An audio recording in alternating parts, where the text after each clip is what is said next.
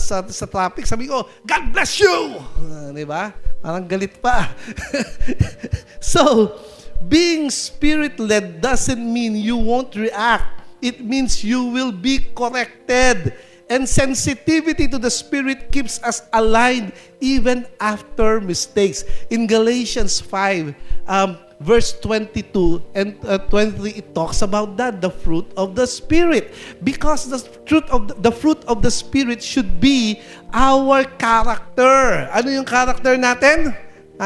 Yung bunga ng Espiritu. Sabi doon, but the fruit of the Spirit is, basahin natin, love, sabi nga, love, joy, peace, patience, kindness, goodness, faithfulness, gentleness, self-control.